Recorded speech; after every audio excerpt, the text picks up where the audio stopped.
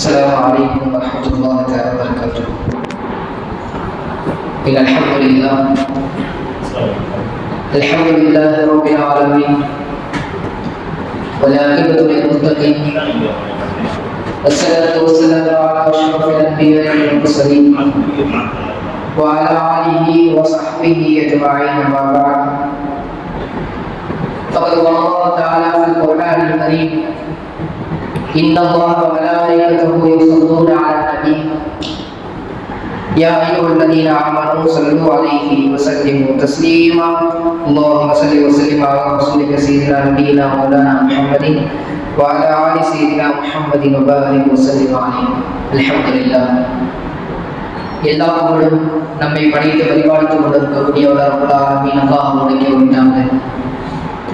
மேலும் நமது உயிரும் மேலான முஹம்மது ரசூலுல்லாஹி ஸல்லல்லாஹு அலைஹி வஸல்லம் அவர்களை மீதும் அவர்களுடைய வாழ்க்கையை அப்படியே சற்றுக்கு சிறாமல் பின்பற்றி வாழ்ந்து கொண்டிருக்கக்கூடிய இன்னும் வாழ்ந்து மறைந்த உத்தம சத்திய சஹாபாக்கள், தாபீன்கள், தபு தாபீன்கள், நாதாக்கள், ஷஹதாக்கள், குறிப்பாக நன்மையை எதிர்பார்த்தவர்களாக முன்னதாகவே வந்து அமர்ந்திருக்கக்கூடிய நம்மை சார்ந்த அத்துணை நபர்களின் மீதும் அல்லாஹ்வினுடைய அன்பும் அருளும் ஈடேற்றமும் என்றென்றும் குன்றிடாமல் நின்று நிலவட்டுமாக. ஆமீன். அல்ஹம்துலில்லாஹ். அல்லாஹ்வுடைய அன்பும் கிருபையால் அல்லாஹ் நம்மை ஜும்ஆவுடைய நாளை அடைய செய்திருக்கின்றான். அல்ஹம்துலில்லாஹ். இன்னும் ஒரு சில தினங்களில் நாம் எல்லாம் தேர்தலை முன்னோக்கி அமர்ந்திருக்கின்றோம். யார் சிறந்த ஆட்சியாளர் என்பதை தேர்ந்தெடுக்கக்கூடிய இடத்தில் நாம் எல்லாம் அமர்ந்திருக்கின்றோம். அல்ஹம்துலில்லாஹ். ஒரு சிறந்த ஆட்சியாளர் என்பவர் இறையச்சம் உடையவராக இருக்க வேண்டும். இறைவனுடைய பயம், இறைவனுடைய அச்சம் உடையவர் தான் சிறந்த ஒரு ஆட்சியாளராக இருக்க வேண்டும். ஆட்சியாளர்களிலேயே மிகச்சிறந்த ஆட்சியாளர் இறை பக்தியிலும் சரி, வீரத்திலும் சரி, குறிப்பாக நீதியில் மிகப்பெரிய ஆட்சியாளராக திகழ்ந்தவர்கள் நபி ஸல்லல்லாஹு அலைஹி வஸல்லம் அவர்களுக்கு மிக பிரியமான நபித்தோழர் உமர் இப்னு கத்தாப் ரலியல்லாஹு அன்ஹு அவர்கள். உமர் ரலியல்லாஹு அன்ஹு அவர்களுடைய வரலாற்றை நாம் எல்லாம் கேள்விப்பட்டிருப்போம். இன்னமும் அதிகமாக அவர்களுடைய வரலாற்றை படிப்பதற்கு நாம் எல்லாம் கடமைப்பட்டிருக்கிறோம். மிகப்பெரிய ஆளுமைகள், மிகப்பெரிய வீரர்கள், மிகப்பெரிய ஆட்சியாளர்களுடைய வாரிசுகள் தான் நாம். நபி ஸல்லல்லாஹு அலைஹி வஸல்லம் அவர்களுடைய தலைமைக்கு கீழ் 4 கலீஃபாக்கள் இருந்தார்கள். நமக்கெல்லாம் தெரியும். உமர் ரலியல்லாஹு அன்ஹு அவர்களும், உஸ்மான் ரலியல்லாஹு அன்ஹு அவர்களும், அலி ரலியல்லாஹு அன்ஹு அவர்களும், அபூபக்கர் ரலியல்லாஹு அன்ஹு அவர்களும் என்று சொல்லி 4 கலீஃபாக்களுமே எந்த அளவிற்கு ஆட்சியாளராக இருந்தார்கள் என்றால் மிக நீளமாக இருந்தார்கள். இந்த 4 ஆட்சியாளர்களிலும் மிகச்சிறந்த ஆட்சியாளர் என்று பெயர் போனவர்கள் உமர் ரலியல்லாஹு அன்ஹு. அவர்களுடைய வரலாற்றை எல்லாம் கேள்விப்படும் பொழுது நமக்கெல்லாம் மெய் சிலிர்க்கின்றது. அவ்வளவு வீர வரலாற்றிற்கு சொந்தக்காரர்களாக நாம் இருந்து கொண்டிருக்கின்றோம். எந்த அளவுக்கு அவர்களுடைய ஆட்சி இருந்தது என்று சொன்னால், நபி ஸல்லல்லாஹு அலைஹி வஸல்லம் அவர்கள் மௌத்தாயிட்டார், மரணிச்சிட்டார். அவருடைய வீரத்தை நம்ம எல்லாம் பார்க்கிறோம்.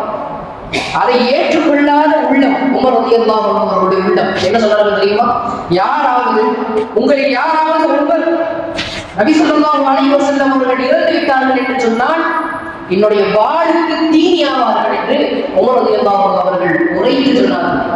இப்பெல்லாம் நம்ம ரொம்ப தைரியமா பேசக்கூடிய ஆட்சியாளர்கள் எல்லாம் கிடைப்பதெல்லாம் ரொம்ப ரேரா இருக்கு. அவ்வளவு நீதமாக, அன்பாக, ஒரு அரவணைப்பாக எல்லா மக்களையும் சரிசமமாக பார்த்தவர்கள் உமர் ரலியல்லாஹு அன்ஹு. வரலாற்று ஆசிரியர்கள் சொல்வார்கள், உமர் ரலியல்லாஹு அன்ஹு அவர்களுடைய மரணத்திற்கு பின்னால் ஒரு சிறந்த ஆட்சி என்பது இந்த நாட்டில் கிடையவே கிடையாது. அவர்களுக்கு ஈடான ஒரு ஆட்சியாளர் என்பது வரவும் இல்லை, இனி வரப்போவதும் கிடையாது. அவ்வளவு நீளமாக நடந்தவர்கள். எந்த அளவுக்கு சொன்னா, இன்னைக்கெல்லாம் நமக்கு ஒரு முதலமைச்சர் அப்படிங்கிற ஒரு பதவி கிடைச்சிருச்சுன்னு சொன்னா, ஒரு ஆட்சி, ஒரு அமைப்பு கிடைச்சிருச்சுன்னு சொன்னா, அந்தஸ்து வந்துருச்சுன்னு சொன்னா, அவருடைய ஆடை மாறி, அவருடைய வாகனம் மாறி, அவருடைய வாழ்க்கை எச்சரியா மாறி. உமர் ரலியல்லாஹு அன்ஹு அவருடைய வரலாறு நம்ம எல்லாம் கேள்விப்பட்டிருப்போம். எந்த அளவுக்கு உங்களுடைய உடை இருந்ததுன்னு சொன்னா, ஒட்டு துணி, கிழிந்த ஆடை, கிழிந்ததை ஒட்டு போட்ட சட்டையெல்லாம் உமர் ரலியல்லாஹு அன்ஹு அவர்கள் அணிந்திருந்தார்கள் அவர்களுடைய ஆட்சி நேரத்தில். மக்களுடைய ஒரு ரூபாயை கூட உமர் ரலியல்லாஹு அன்ஹு அவர்கள். எந்த அளவுக்குன்னு சொன்னா உமர் ரலியல்லாஹு அன்ஹு அவர்களுடைய மனைவிக்கு ஹல்வா என்று சொல்லக்கூடிய ஒரு இனிப்பு பலகாரத்து மேல அதிகமான ஒரு பிரியம் இருந்தது. யாரு? உமர் ரலியல்லாஹு அன்ஹு அவங்களுடைய மனைவிக்கு ஒரு இனிப்பு பலகாரம் மேல அதிகமான ஒரு ஈர்ப்பு இருந்துச்சு. அதை சாப்பிடணும், டேஸ்ட் பார்க்கணும்னு சொல்லி ரொம்ப ஆசை இருந்துச்சு. ஹல்வா என்று சொல்லக்கூடிய ஒரு இனிப்பு பலகாரம். அப்போ உமர் ரலியல்லாஹு அன்ஹு அவங்கள்ட்ட போயிட்டு என்னுடைய மனைவி கேட்கிறாங்க, ஏன் எனக்கு இந்த ஒரு இனிப்பு சாப்பிடணும்னு இருக்கு, ஹல்வா என்று சொல்லக்கூடிய இனிப்பு வாங்கிட்டாங்க அப்படின்னு கேட்கும்போது, என்னிடத்துல பணம் எதுவுமே கிடையாது, என்னிடம் பணம் எதுவுமே கிடையாது, என்னுடைய ஒட்டுமொத்த பணத்தையும் நான் மக்களுக்காக செலவு செய்துவிட்டேன் என்று சொல்லப்படுது. தன்னுடைய மனைவி சொன்னாங்களா, அமீருல் முஃமினீனே, முஃமின்களுக்கெல்லாம் அரசரே, என்னிடம் நான் சேர்த்து வைத்த கொஞ்சம் பணம் இருக்கு, அந்த பணத்தை வச்சு எனக்கு அந்த ஸ்வீட்டை வாங்கிட்டாங்கன்னு சொல்லிட்டு தன்னுடைய மனைவி கேட்கறாங்க உமர் ரலியல்லாஹு அன்ஹு அவங்கள்ட்ட. இப்போ மனைவிட்ட உமர் ரலியல்லாஹு அன்ஹு சொல்லக்கூடிய வார்த்தையை நல்லா கவனிக்கணும். எப்படி நீங்க இவ்வளவு பணத்தை சேர்த்து வச்சீங்க? அப்போ நம்முடைய செலவுக்கு போக, நம் குடும்பத்தின் செலவுக்கு போக சேமிக்கும் அளவு மிச்ச காசு நம்மள்ட்ட இருக்கா? அதை பயந்தார்கள். நல்லா புரியணும். நம்மளுடைய செலவு போக மீதம் சேமிக்கும் அளவு நம்மிடத்துல பணம் இருக்கா என்று அல்லாஹ்வை பயந்து தன்னுடைய வருமானத்தில் இருந்து இன்னும் சில பணங்களை வைத்துக் கொண்டார்கள். அந்த பணத்தை வாங்கி மக்களுக்காக செலவு செய்தவர்கள் உமர் ரலியல்லாஹு அன்ஹு அவர்கள். எவ்வளவு நீளமான ஆட்சியாளர்! ஒட்டு சட்டை போடுவது என்றால் சாதாரண விஷயமா? ஒரு ஆட்சியாளர், ஒரு நாட்டிற்கே தலைவராக நியமிக்கப்பட்டவர் ஒருவர். இன்னைக்கெல்லாம் ஒரு நாட்டுக்கு ஒரு பிரதமர் ஆயிட்டாங்கன்னு சொன்னா அவங்களுடைய ஒரு நாளுக்கான ஆடையுடைய விலை மதிப்பு பார்த்தோம்னு சொன்னா கிட்டத்தட்ட 10,000 ரூபாய், கிட்டத்தட்ட நான் கேள்விப்பட்டிருக்கேன் 1 லட்சம் ரூபாய்க்கெல்லாம் ஆடை போட்ட ஒரு பிரதமருடைய வரலாறுலாம் நான் கேள்விப்பட்டிருக்கின்றேன். அப்பேற்பட்ட ஒரு சூழலில் உமர் ரலியல்லாஹு அன்ஹு அவர்கள் அவர்களுடைய ஆடையை நம்ம பார்க்கணும். ஒட்டு போட்ட ஆடை போட்டவர்கள் ஆட்சியில் இருந்த பொழுது ஒட்டு சட்டை போட்டவர்கள் உமர் ரலியல்லாஹு அன்ஹு. அது மட்டும் இல்லாமல் அவர்களுடைய ஒரு வரலாறு ரொம்ப மெய்சிலிருந்து போயிடுச்சு. எந்த அளவுக்குன்னு சொன்னா உமர் ரலியல்லாஹு அன்ஹு அவருடைய ஆட்சி காலத்துல இரவு நேரங்கள்ல என்ன செய்வாங்கன்னு சொன்னா, ஒரு வேடம் அடித்து மக்களுக்கு ஏதாவது ஒரு தேவை இருக்கான்னு சொல்லிட்டு சுற்றுப்பயணத்துல வருவாங்க உமர் ரலியல்லாஹு அன்ஹு. அப்போ ஒவ்வொரு மக்களையா போயிட்டு சந்திச்சு தான் தான் உமர் என்பதை காட்டாமல் ஒவ்வொரு மக்களையா போயிட்டு சந்திச்சு ஏதாவது ஒரு தேவை இருக்கிறான்னு கேட்கிறது உமர் ரலியல்லாஹு அன்ஹு அவருடைய வழக்கமாக இருந்தது. இந்த காலத்தினுடைய ஆட்சியாளர்களுக்கு அந்த பழக்கம் எல்லாம் இருக்கா என்பது நமக்கு தெரியவில்லை. உமர் ரலியல்லாஹு அன்ஹு ஒரு நாள் இரவு போனாங்க, தன்னை உமர் என்று காட்டிக் கொள்ளாமல் ஒரு வீட்டுக்கு போனாங்க. ஒரு கூரை வீடு, பாடலில் ஒரு கூரை வீடு. இந்த வீட்டினுடைய வாசல்ல ஒரு வயதானவர் அமர்ந்திருக்கிறார், ஒரு மனிதர் அமர்ந்திருக்கிறார், கொஞ்சம் வயதானவர். அப்போ அவர் குழம்பிக் கொண்டிருக்கிறார். உமர் ரலியல்லாஹு அன்ஹு போய் கேட்கிறாங்க, சாப்பிட்டீங்களா நைட்டு கேட்கிறாங்க. உமர் ரலியல்லாஹு அன்ஹு அந்த மனிதர் சொல்றாரா, நைட்டு சாப்பிடல, எங்களுக்கெல்லாம் யார் உணவு கொடுக்குது? உள்ள யாரோ சப்தம் கேட்குது. என்ன சப்தம் கேட்ட பொழுது உமர் ரலியல்லாஹு அன்ஹு சொல்றாங்க, அந்த மனிதர் என்னுடைய மனைவி பிரசவ வழியால் துணித்து கொண்டிருக்கிறார், டெலிவரி பெயின். அப்போ அதை பார்க்கறதுக்கு யாருமே இல்லை, பக்கத்துல ஹாஸ்பிட்டல் தான் கிடையாது. என்ன செய்யறது? உமர் ரலியல்லாஹு அன்ஹு படப்பட இருக்கு.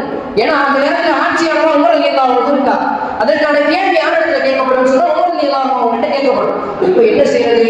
உடனே உமர் ரலியல்லாஹு அன்ஹு பெரிய BMW காரணம் அன்னைக்கு கிடையாது, வெறும் குதிரை வாகனம், ஒட்டக வாகனம் தான். தன்னுடைய வாகனத்தை எடுத்துட்டு உடனே வீட்டுக்கு போயிட்டு மனைவி அழைச்சிட்டு வராங்க. உமர் ரலியல்லாஹு அன்ஹு அழைச்சிட்டு வந்து தன்னுடைய மனைவியிடம் அந்த பெண்மணிக்கு பிரசவம் பார்க்க சொன்னாங்க. ஒரு ஏழை பெண்மணிக்கு தன் மனைவியிடம் பிரசவத்தை பார்க்க சொல்லிட்டு கொஞ்சம் உணவுக்கு தேவையான தானியங்களை எடுத்துட்டு வந்து தானே சமைத்தார்கள். உமர் ரலியல்லாஹு அன்ஹு பசியோட இருக்கிறார். பசியோட இருப்பவங்களுக்கு உணவு கொடுப்பது ஒவ்வொரு ஆட்சியாளருக்கும் உரிய கடமை. அல்லாத கேள்விகளுக்கு கேட்கப்படும். அந்த பயம் இருந்தது உமர் ரலியல்லாஹு அன்ஹு. உடனே தானே இந்த சப்பாத்தி மாவுல ரொட்டி சொல்றாங்க. உமர் ரலியல்லாஹு அன்ஹு பிரசவம் பார்க்கறாங்க. தன்னுடைய மனைவி அதையெல்லாம் வேடிக்கை பார்த்துட்டு இருக்காரு அந்த கணவர். அப்போ மனைவி குழந்தை பிறந்ததுக்கு அப்புறம் சத்தம் வருது. சத்தம் வந்ததுக்கு அப்புறம் உமர் ரலியல்லாஹு அன்ஹு அழைக்கிறாங்க, யா அமீருல் முஃமினீனே, ஆண் குழந்தை பிறந்திருக்கின்றது. அப்போதான் அந்த மனுஷனுக்கு தெரியுது வந்திருக்கிறது உமர் ரலியல்லாஹு அன்ஹு. எவ்வளவு ஒரு ஆட்சியாளர், எவ்வளவு வீர வரலாறுக்கு சொந்தக்காரர், எவ்வளவு நீளமாக நடந்து கொண்டிருக்கிறார். இன்னைக்கு ஒரு ஆட்சிக்கு வந்துட்டா ரொட்டி கொடுப்பாங்களா? அல்லது ஏழைகளுக்கு எத்தனை பேர் உணவை தேடி தேடி சென்று ஒவ்வொரு வீட்டிற்கா தானே இறங்கி செய்யக்கூடியவர்கள் எத்தனை பேர்? தனக்கு கீழே உள்ளவங்களை கொண்டு வேணா அதுக்கான விஷயங்களை நிறைவு செய்வாங்க. தானே இறங்கி களமாடுவது என்பது மிக ரேரான ஒரு விஷயம். ஒரு சிலர் கூட இருக்கலாம். அப்படிப்பட்ட நீர் யார் என்பதை முடிவு செய்யக்கூடிய நேரம் நெருங்கி இருக்கின்றது. முஸ்லிம்களின் தீவிரவாதிகள் என்று சொல்லக்கூடிய ஒரு நேரத்தில் நாம் எல்லாம் இருந்து கொண்டிருக்கிறோம். ஒரே ஒரு விஷயம், ஒரே ஒரு சம்பவம். RSS கட்சியை சார்ந்த ஒரு நபர் சென்ற வருடம் ரமலானுக்கு ஒரு முஸ்லிம் சகோதரர் இஃப்தாருக்கு அழைச்சிருக்காங்க.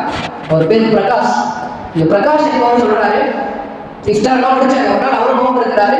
இஃப்தார்லாம் முடிச்சுட்டு ஒரு உரையாடுறாங்க. இந்த உரையில சொல்றாரு, நான் தான் தீவிர ரசிகர், RSS தீவிர ஒரு வேட்பாளர், பயங்கர வெறித்தனமான RSS சார்ந்தவன்.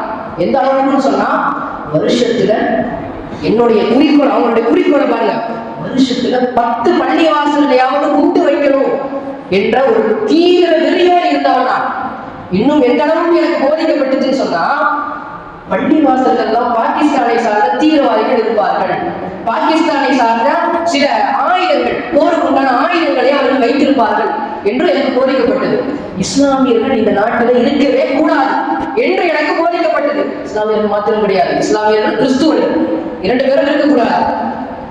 மேலும் ஒரு விஷயம், அப்படி இஸ்லாமியர்களும் கிறிஸ்துவர்களும் இருந்தால் 2ஆம் தர குடிமக்களாக இருக்க வேண்டுமே தவிர அவர்களுக்கு முதல் அந்தஸ்து கொடுக்கவே கூடாது, சரிசமமாக பார்க்க கூடாது என்ற ஒரு குறிக்கோளை கொண்டவர்கள் தான் என்றுதான் எனக்கு போதிக்கப்பட்டது என்று RSS கட்சியை சார்ந்தவர் சொல்றார். அப்போ இந்த RSS சார்ந்த நபர் சொல்றாரு, நான் ஏன் இந்த நேரத்தில் இப்படி மாறுகிறேன் என்றால், நான் உணவு வேலை பார்க்கறதுக்காக ஒரு நாட்டிற்கு போயிருந்தப்போ என்னை கைதிகள் அரெஸ்ட் பண்ணிட்டாங்க. நான் தப்பிச்சு வந்து ஒரு இஸ்லாமிய பெண்மணியினுடைய வீட்டில தான் இருந்தேன். அவர்களுடைய அந்த உபசரிப்பு, 2 நாட்கள் அந்த வீட்டில் நான் இருந்தேன். அவர்களுடைய அந்த உபசரிப்பு தான் என்னை இப்படி மாற்றியது என்று பிரகாஷ் என்று சொல்லக்கூடிய முன்னாள் RSS சார்ந்தவர்கள் சொல்றாங்க. அப்போ அவங்களுடைய குறிக்கோள் என்னன்னு சொன்னா, இஸ்லாமியர்களும் கிறிஸ்துவர்களும் இந்த நாட்டில் இருக்கவே கூடாது. ஹிந்துசியம் நாடாக இந்த நாட்டை மாற்ற வேண்டும், இந்தியாவை மாற்ற வேண்டும். அப்போ நம்ம நினைவில் கொள்ள வேண்டிய ஒரு விஷயம் என்னன்னு சொன்னா, யார் ஆட்சியாளராக வர வேண்டும் என்பது கிடையாது, யார் ஆட்சியாளராக வரக்கூடாது. யார் வந்தால் நமக்கு நிம்மதி இருக்காது, யார் வந்தால் நம்மை இந்த நாட்டை விட்டு வெளியேற்றுவார்கள். அப்பேற்பட்ட ஒரு நபர் இந்த நாட்டிற்கு வரக்கூடாது என்ற முடிவை எடுக்கக்கூடிய பொறுப்பு உங்களை ஒவ்வொருவருக்கும் இருக்கின்றது. ரம்ஜான் பண்டிகைக்கு லீவுக்கு போனாலும் பிரச்சனை இல்லை, தேர்தல் அன்னைக்கு லீவுக்கு போயிட்டு யார் சிறந்த ஆட்சியாளர் உங்களுக்கு எல்லாம் நிச்சயமா தெரியும், சொல்லணும் அவசியம் கிடையாது. அவர்களுக்கு யார் நீளமா நடந்துக்கிறாங்கிற விஷயமும் மெச்சூரான அவர்களுக்கு தெரியும். இன்னைக்கு சில நடிகர்களை பார்த்து அவர்களுடைய நடிப்பு எனக்கு பிடிச்சிருக்கு, அரசியல் தெரியாதவர்கள் எல்லாம், ஓட்டு வயசு வராதவர்கள் எல்லாம் எனக்கு அவர்தான் பிடிச்சிருக்கு என்று சொல்லக்கூடிய ஒரு நிலைக்கு நாம் தள்ளப்பட்டிருக்கிறோம். அப்போ நமக்கு தெரியும், மெச்சூரான நபர்களுக்கு தெரியும் யாருக்கு ஓட்டு போட்டா RSS நம்முடைய நாட்டிற்கு வரமாட்டார்கள் என்பது. அப்போ நாம் நீளமான ஒரு நபரை நல்ல ஆழ்ந்து சிந்திச்சு அவர்களுக்காக ஓட்டு போட்டு நீளமான ஒரு ஆட்சி, எப்படி உமர் ரலியல்லாஹு அவர்கள் ஆட்சி ஆண்டார்களோ, எப்படி அலி ரலியல்லாஹு அவர்கள் ஆட்சி ஆண்டார்களோ, எப்படி உஸ்மான் ரலியல்லாஹு, எப்படி அபூபக்கர் ரலியல்லாஹு, எப்படி நபி ஸல்லல்லாஹு அலைஹி வஸல்லம் அவர்கள் எல்லாம் நீளமாக எல்லோரையும் சரிசமமாக பார்த்தார்களோ, அப்பேற்பட்ட ஒரு நபர் இந்த நாட்டிற்கு ஆட்சியாளராக வர வேண்டும் என்று அதிகமாக துஆ செய்யுங்கள். அப்பேற்பட்ட ஒரு நீளமான ஆட்சியாளரை அல்லாஹ் தஆலா நம்முடைய இந்திய நாட்டிற்கு அல்லாஹ் தந்தருள் புரிவானாக. இஸ்லாமிய நபர்களுக்கு அல்லாஹ் நாட்டில் அமைதியை தந்தருள் புரிவானாக. போர் நடந்து கொண்டிருக்கக்கூடிய இடங்களுக்கெல்லாம் வெற்றியை நமக்கு தந்தருள் புரிவானாக. யார் யாரெல்லாம் இஸ்லாமியர்களை அழிக்க வேண்டும் என்று திட்டமிடுகிறார்களோ அவர்களுக்கு அல்லாஹ் தோல்வியை தந்தருள் புரிவானாக. அவர்களுக்கு எப்படி காபத்துல்லாவை அபாபீல் என்ற பறவையை கொண்டு அல்லாஹ் தஆலா காபத்துல்லாவை இடிக்க வந்த ஒரு கூட்டத்தை அபாபீல் என்ற ஒரு பறவையை கொண்டு, பறவைகளை கொண்டு அல்லாஹ் அழித்தானோ, அதே போன்று நமக்கு எதிராக திட்டமிடுபவர்களை அல்லாஹ் அழித்தொழிப்பானாக. அல்லாஹ் நீதமான சிறந்த எல்லோரையும் சரிசமமாக பார்க்கக்கூடிய ஒரு ஆட்சியாளரை அல்லாஹ் நமக்கு தந்தருள் புரிவானாக. வா ஆகிரு தஅவானா அல்ஹம்துலில்லாஹி ரப்பில் ஆலமீன். அஸ்ஸலாமு அலைக்கும் வரஹ்மத்துல்லாஹி